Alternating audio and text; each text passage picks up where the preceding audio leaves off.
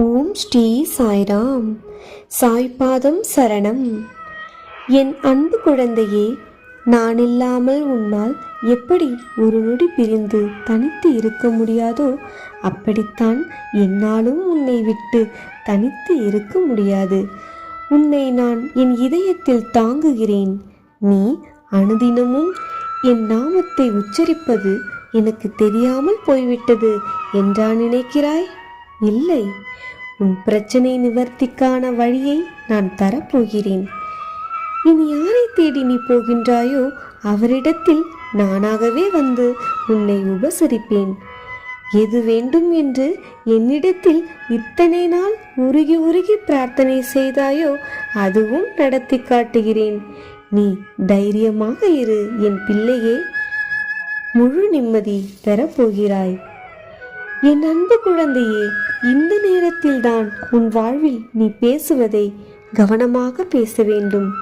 நீ ஒன்று நினைத்து பேசினாலும் எதிரில் இருப்பவர் அதை வேறொரு கோணத்தில் எடுத்துக்கொள்வார்கள். அப்படிப்பட்ட உன்னை பற்றி புரியாத ஒரு மனிதனிடம் அதிகம் பேசுவதை குறைத்துக்கொள். ஏனென்றால் உன் சொற்களுக்கு நீதான் பொறுப்பு. பேச்சில் கவனத்துடன் ஒரு முறைக்கு 2 முறை யோசித்து பேசு.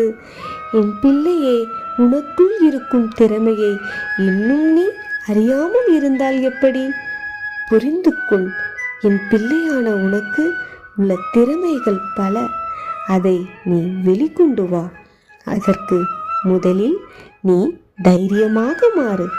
யார் என்ன சொன்னாலும் வருத்தப்படாதே என் செல்லமே.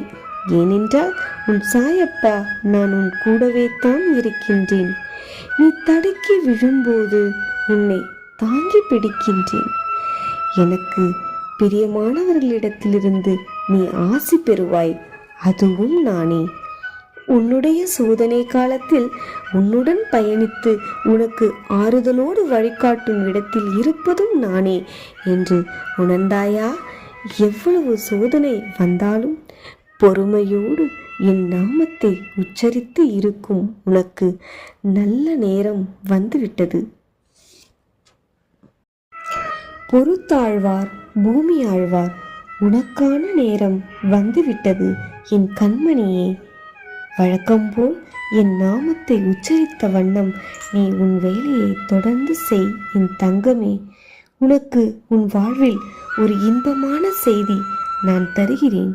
நீ உன் பயணத்தை தொடர்ந்து செய். இனி எல்லாமே வெற்றியே.